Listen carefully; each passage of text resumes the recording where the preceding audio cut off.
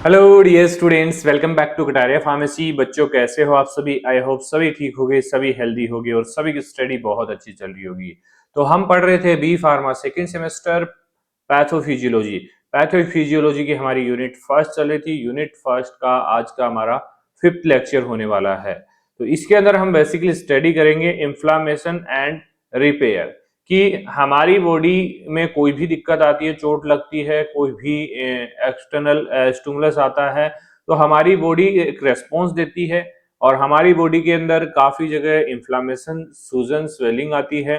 तो वो कैसे ठीक होती है और क्यों आती है, वो सारी चीजें इस लेक्चर के अंदर हम देखने वाले हैं। टॉपिक हमारा है इन्फ्लामेशन एंड रिपेयर। तो वीडियो में एंड तक जरूर बने रहना। और अभी तक आपने कटारिया फार्मेसी के नोट्स परचेज नहीं किए हैं या फिर आप कोर्स लेना चाहते हैं तो आप कटारिया फार्मेसी ऐप डाउनलोड कर सकते हैं। उसका लिंक वीडियो के डिस्क्रिप्शन में आप लोगों को मिल जाएगा। इसके साथ साथ आप कूपन कोड चाहिए, आपको डिस्काउंट चाहिए तो टेलीग्राम ग्रुप ज्वाइन कर लीजिए। टेलीग्राम में आपको कूपन कोड भी मिल जाएगा, तो वहां जाके आप अफोर्डेबल प्राइस में नोट्स भी ले सकते हैं। तो चलिए स्टार्ट करते हैं आज के इस लेक्चर को। तो इसमें हम बेसिकली देखने वाले हैं इन्फ्लामेशन एंड रिपेयर कैसे होता है। इन्फ्लामेशन आप जानते होंगे, हिंदी में बोले तो सूजन जब आ जाती है कहीं पे भी हमारी बॉडी के अंदर, वो कैसे ठीक होती है और सूजन क्यों आती है। ठीक है, तो ये चीज हमें आज के इस लेक्चर में स्टडी करना है, तो ध्यान से जरूर देखना। इंट्रोडक्शन, सबसे पहले भाई इन्फ्लामेशन को हमें डिफाइन करना है। तो inflammation is a protective response of living tissue to injury. अब भाई आपको, आपके मान लो कहीं पे भी इन्फ्लामेशन हो रहा है तो आपको लगेगा कि भाई ये दिक्कत है, लेकिन एक्चुअली दिक्कत और होती है। इन्फ्लामेशन तो उस दिक्कत को ठीक करने के लिए आता है। Inflammation is a protective response of living tissue to injury. कोई चोट लग गई है आपको, चोट लग गई तो वहां पे ही इन्फ्लामेशन क्यों होता है? क्योंकि वो वहां पे रिपेयर करने का काम करता है। तो जैसे कि protective response of living tissue to injury, जैसे कि इन्फेक्शन है, इरिटेशन है, इसका एम है eliminating the cause of damage, जिसके कारण से डैमेज हुआ है उसको कम करेगा, रिमूव करेगा डेड सेल्स को, और इनिशिएटिंग टिश्यू रिपेयर, मतलब टिश्यूज को वापस से रिपेयर करने का काम कौन करता है? इन्फ्लामेशन। इसीलिए इन्फ्लामेशन होता है कि जिस चीज की वजह से चोट लगी है, जिस चीज की वजह से दिक्कत आई है, डैमेज हुआ है, टिश्यू डैमेज हुए हैं, उनको रिपेयर करना, कोई डेड सेल है तो उनको बाहर निकालना, ये सारा काम इन्फ्लामेशन प्रोसेस के थ्रू होता है। ठीक है, तो सूजन इसको हम बोलते हैं, स्वेलिंग भी बोलते हैं। शरीर की जीवित ऊतकों की एक रक्षात्मक प्रक्रिया है जो चोट, संक्रमण एवं जलन के कारण होती है, जिसका उद्देश्य कारण वो हटाना, मतलब कि जो डेड सेल्स मेन कारण की किस वजह से हुआ है, इसके अलावा जो मर्द कोशिका है उनको साफ करना, इसके अलावा टिश्यू को रिपेयर करने का काम होता है इन्फ्लामेशन का। ठीक है, तो 3 रूल है। सबसे पहले तो रिमूव कॉज, जिस वजह से हुआ है उसको रिमूव करना है, रिमूव डेड टिश्यू और रिपेयर टिश्यू। तो RRR रूल फॉलो करता है इन्फ्लामेशन। आई होप ये आप लोगों को याद रहेगा। एग्जाम्पल देखिए, जैसे स्किन के ऊपर कोई कट लग जाता है तो क्या होता है, वहां पे रेडनेस आ जाती है, प्लस स्वेलिंग भी वहां पे आएगी। तो ये दोनों बॉडी हीलिंग अपने आप हील कर लेती है हमारी बॉडी, इन दोनों चीजों को, रेडनेस और स्वेलिंग को। इसके अलावा इन्फेक्शन, लाइक थ्रोट इन्फेक्शन होता है, गले का इन्फेक्शन होता है, तो वहां पे इन्फ्लामेशन हो जाता है। तो जो इन्फ्लामेशन होता है, टॉन्सिल्स वगैरह में स्वेलिंग आ जाती है, वो बेसिकली बैक्टीरिया से फाइट करने के लिए स्वेल होते हैं। टॉन्सिल्स बेसिकली बैक्टीरिया को ट्रैप कर लेते हैं, बॉडी के अंदर नहीं जाने देते हैं। तो ये एग्जाम्पल है इन्फ्लामेशन का। ठीक है, अब इसके अलावा कुछ साइन है, कुछ लैंग्वेज है, कुछ एब्रीवेशंस भी बोल सकते हैं, जिनको हम कार्डिनल साइंस बोलते हैं। ये 2 मार्क्स में आपको पूछे जा सकते हैं। तो 5 कार्डिनल साइंस होते हैं। Radiant, thick, disturbing, function loss. देखिए अभी समझ में आएगा, ऐसे नहीं।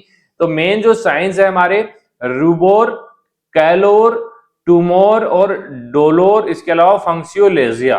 ठीक है, तो रूबोर का मतलब क्या है कि रेडनेस अगर आ रही है तो उसको हम, रूबोर लैंग्वेज है ये हम पैथोफिजियोलॉजी की, तो इससे हम रेडनेस समझेंगे कि भाई रूबोर क्या है, रेडनेस आ गई है, कहीं पे भी चोट लगी है क्योंकि वहां पे ब्लड फ्लो बढ़ गया है। दूसरा कैलोर, मतलब वहां पे गरम गरम फील हो रहा, हीट जनरेट हो रहा है, तो वो भी ब्लड फ्लो बढ़ रहा है, इस वजह से हीट जनरेट हो रहा है। इसके अलावा ट्यूमर है, स्वेलिंग आ रही है, इसको हम बोलते हैं ट्यूमर। ये बेसिकली वहां पे फ्लूइड इकट्ठा हो रहा है, इस वजह से स्वेलिंग आ रही है। इसके अलावा है डोलोर, डोलोर बेसिकली पेन हो रहा है तो उसको हम डोलोर बोलते हैं। तो पेन बेसिकली केमिकल मीडिएटर्स वहां पे आएंगे, इस वजह से पेन वहां पे होगा। फंक्सियोलेजिया, लॉस ऑफ फंक्शंस, मतलब वहां से जो फंक्शंस है, वहां के फंक्शंस है वो बंद हो जाएंगे, डैमेज हो जाएगा, पेन होगा, जो टिश्यूज हैं, सेल्स हैं, वो डैमेज हो जाएगी। तो ये कुछ कार्डिनल साइंस हैं, ठीक है, इनको याद रखना, आप काम आएंगे। एग्जाम्पल देखिए, जब कोई मॉस्किटो बाइट करता है, मच्छर काटता है, तो क्या होता है, सबसे पहले रेड रेड आपको दिखेगा, ठीक है, जिसको हम रिबोर बोलते हैं। उसके बाद आपको वहां पे थोड़ा सा हीट जनरेट होगा, कैलोर बोलते हैं। उसके बाद वहां पे स्वेलिंग आएगी, जिसको हम ट्यूमर बोलते हैं। उसके बाद थोड़ी खुजली चलेगी, ईचिंग, पेन होगा, उसको हम डोलोर बोलते हैं, ठीक है। तो ये चीज आप समझ सकते हैं। बात करें टाइप ऑफ इंफ्लामेशन की, तो बेसिक तो टाइप हमारे दो टाइप के इंफ्लामेशन होते हैं, एक्यूट इंफ्लामेशन और क्रोनिक इंफ्लामेशन। इसके अलावा हम सब एक्यूट मिक्स इंफ्लामेशन भी बोल सकते हैं। तो सबसे पहला आता है हमारा एक्यूट इंफ्लामेशन, मतलब एक्यूट है तो कम टाइम तक होगा, हावर 2 डेज तक ये रहेगा, क्योंकि यहाँ पे बेसिकली काम करती है न्यूट्रोफिल। डब्ल्यूबीसी का टाइप है न्यूट्रोफिल, और बेसिकली एग्जाम्पल है अपेंडाइटिक्स, ठीक है। अपेंडाइटिस होता है तो उस कंडीशन में कुछ दिन और कुछ हावर्स के लिए स्वेलिंग होती है, और वहां पे काम कौन करता है, न्यूट्रोफिल्स। क्रोनिक में क्या होता है, वीक और काफी महीनों तक स्वेलिंग चलती है, वहां पे मैक्रोफेज है, लिम्फोसाइट्स है, ये बेसिकली एक्टिव होती हैं, और बेसिकली ये प्रोसेस देखने को मिलती है ट्यूबरकुलोसिस के अंदर।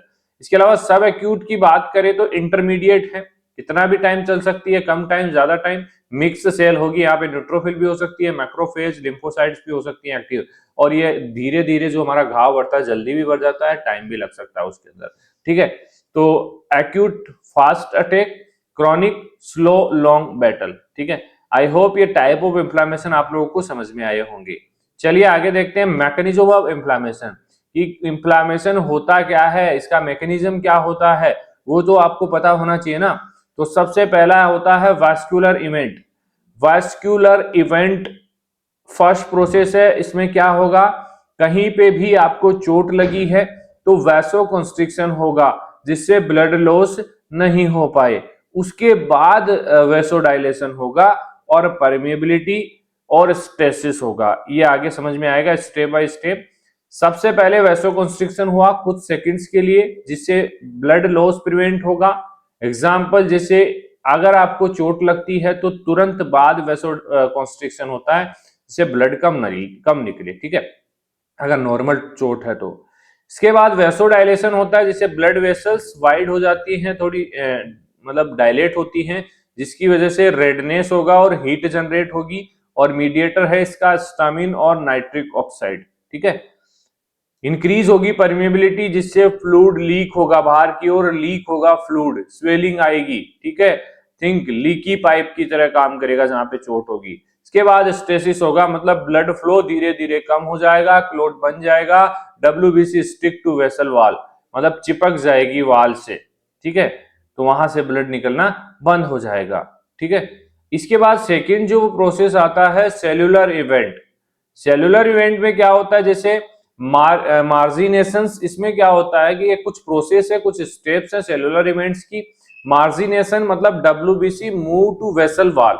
मान लीजिए कोई वेसल्स है, यहाँ पे आपको चोट लगी है, तो जो डब्ल्यूबीसी है वो इस वॉल की तरफ आएगी, ठीक है। दूसरा है रोलिंग। रोलिंग में डब्ल्यूबीसी रोल ऑन एंडोथेलियम, जो लेयर है इसके चारों तरफ घूमेगी, ठीक है। उसके बाद एडेशन होगा, फर्म अटैचमेंट, जो डब्ल्यूबीसी है यहाँ पे अटैच होगी।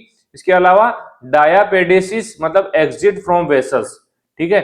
और कीमोटेक्सिस मूव टू इंजरी, मतलब एक तरीके से ये जो हमारी डब्ल्यूबीसी है, ये इंजरी जहां पे चोट लगी है उसकी तरफ मूव करेगी, क्योंकि वहीं से ब्लड लॉस हो रहा है। और लास्ट में जो माइक्रो ऑर्गेनिज्म है उनको खा जाएगा, ईट माइक्रो ऑर्गेनिज्म। इस प्रोसेस को बोलते हैं फैगोसाइटोसिस, और ये 2 मार्क्स के लिए, 5 मार्क्स के लिए मोस्ट इंपोर्टेंट होने वाला है, तो इसके बारे में भी हम देखेंगे। इससे पहले एग्जाम्पल देखिए, जैसे पुलिस किसी चोर को पकड़ती है, चेसिंग थेफ्ट, तो क्या करती है, रीच रोड साइड, मार्जिनेशन इसको हम बोलेंगे, ठीक है। स्लो डाउन मतलब धीरे मतलब उसके चक्कर लगाएगी, रोलिंग करेगी, इसके अलावा उसको पकड़ लेगी, मतलब एडेशन। उसके बाद एंटर एरिया, जिसको जो हमारी लैंग्वेज है हमारी पैथोफिजियोलॉजी की, उसमें बोलते हैं डायापेडेसिस, मतलब एंटर एरिया।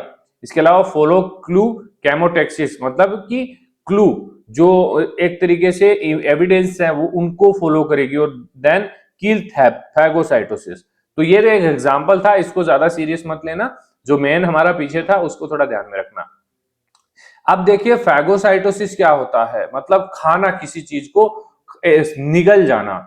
किसको निगलना? जो हार्मफुल बैक्टीरिया वायरस है उनको। तो phagocytosis is a process by which cell engulf and destroy harmful particle like bacteria. Bacterias को निगलकर नष्ट कर देते हैं, ठीक है। तो इसमें देखिए रिकॉग्निशन, सबसे पहले बैक्टीरिया को रिकॉग्नाइज किया जाएगा, उसके बाद इनगल्फमेंट मतलब उसको निगला जाएगा और उसको खत्म कर दिया जाएगा। ये प्रोसेस होती है फैगोसाइटोसिस के अंदर। एग्जांपल देखिए, जैसे जो मैक्रोफेज सेल्स होती हैं वो फैगोसाइटोसिस प्रोसेस करती हैं। बॉडी के सोल्जर्स हैं, ईटिंग बैक्टीरिया को खाते हैं, कौन? मैक्रोफेज सेल्स, ठीक है। केमिकल मीडिएटर्स क्या होते हैं? जो बेसिकली इंफ्लामेशन, पेन करवाते हैं, बेसिकली पेन और स्वेलिंग, ठीक है। तो इसमें देखिए सेल डिराइव्ड केमिकल मीडिएटर्स हैं, हिस्टामिन जो बेसिकली वेसोडाइलेशन करेगा, जिसकी वजह हीट जनरेट होगा और पेन भी होगा। सेरोटोनिन बेसिकली वेस्कुलर चेंजेस करता है। प्रोस्टाग्लैंडिन पेन और फीवर कोज करता है। जब मलेरिया वगैरह कुछ होता है तो उस टाइम फीवर और पेन होता है, वो प्रोस्टाग्लैंडिन रिलीज होता है, केमिकल मीडिएटर होता है। ल्यूकोट्राइन्स बेसिकली ब्रोंको कंस्ट्रिक्शंस करते हैं। इसके अलावा साइटोकाइनिन से इम्यून सिस्टम को एक्टिव करते हैं। एनो नाइट्रिक ऑक्साइड वैसोडाइलेशन करते हैं। तो ये सेल ड्राइव्ड केमिकल मीडिएटर्स हैं जो कोई चोट लगती है उस टाइम रिलीज होते हैं, ठीक है।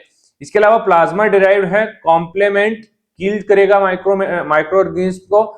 इसके अलावा काइनिन है जिसको ब्रेडिकाइनिन बोलते हैं, ये पेन इसकी वजह से होता है बेसिकली। इसके अलावा क्लॉटिंग फैक्टर्स हैं जो ट्रैप करेंगे माइक्रो ऑर्गेनिज्म को और क्लॉट बनाएंगे बेसिकली, ठीक है। तो ये कुछ केमिकल मीडिएटर्स हैं। तो fever plus pen during infection के टाइम फीवर और पेन होता है ड्यू टू प्रोस्टाग्लैंडिन, क्योंकि प्रोस्टाग्लैंडिन वहां पे रिलीज होता है, ठीक है। ये केमिकल मीडिएटर्स हैं। आउटकम ऑफ इन्फ्लामेशन क्या है भाई? Resolution, healing and chronic. तो रिजोल्यूशन मतलब कंप्लीट रिकवरी हो गई है इन्फ्लामेशन की। हीलिंग मतलब स्कार फॉर्मेशन, मतलब हीलिंग हो गया है लेकिन स्कार्स उसके रह गए हैं, दाग धब्बे।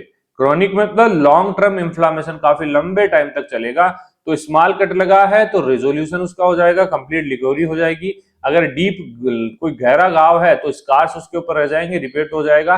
टीबी है तो उसमें क्रॉनिक लेजन्स हो सकते हैं, मतलब क्रॉनिक काफी लंबे टाइम तक इन्फ्लामेशन चल सकता है। तो ये कुछ आउटकम्स हम दे सकते हैं। लास्ट टिश्यू रिपेयर, तो बेसिकली क्या होता है? रीजनरेशन होता है, सेम सेल वापस से रिप्लेस हो जाती है। जैसे एग्जांपल है लीवर, लीवर का अगर एक कोना भी कट कर दिया जाए तो वो वापस से अपने सेम सेल्स बना लेगा। फाइब्रोसिस, स्कार फॉर्मेशन, जैसे कोई चोट लगी है, ज्यादा घाव है तो उसके ऊपर बाद में स्कार्स रह जाते हैं, तो उसको डीप माउंट स्कार इसका एग्जाम्पल है। डीप वाउंड, गहरा घाव है। तो वाउंड हीलिंग में देखिए क्या होगा, सबसे पहले रेड टिश्यू ग्रेन्युलेशन होगा, उसके बाद फाइबर्स डिपोजिट होंगे और उसके बाद स्कार्स का फॉर्मेशन होता है। इसी तरीके से वाउंड हील होता है, पहले गहरा घाव होगा, फिर धीरे धीरे रिकवर होते होते लास्ट में स्कार्स रह जाएंगे, ठीक है। तो ये हमारा इन्फ्लामेशन एंड रिपेयर वाला टॉपिक है, कंप्लीट हो चुका है। अब वाउंड हीलिंग वगैरह है, जो भी टॉपिक हमारे सिलेबस में आगे दिए हुए हैं उन सभी को भी हम देखेंगे। अभी यूनिट फर्स्ट कंप्लीट नहीं हुई है, जल्द ही कंप्लीट हो जाएगी। तो अगर पीछे के चैप्टर्स आप लोगों ने, पीछे के जो हमारे लेक्चर्स हो चुके हैं वो नहीं देखे हैं तो जाइए प्लेलिस्ट चेक कीजिए, देखिए, अपने दोस्तों को शेयर कीजिए, और अभी तक आपने कटारिया फार्मेसी ऐप डाउनलोड नहीं किया कर लीजिए। कोई भी डाउट है आप कमेंट करके बता सकते हैं। इसके साथ साथ आपको व्हाट्सएप नंबर दिया हुआ है, इस पे व्हाट्सएप मैसेज भी कर सकते हैं, आपको रिप्लाई जरूर मिलेगा। तो चलिए मिलते हैं नेक्स्ट लेक्चर के अंदर। बहुत बहुत धन्यवाद।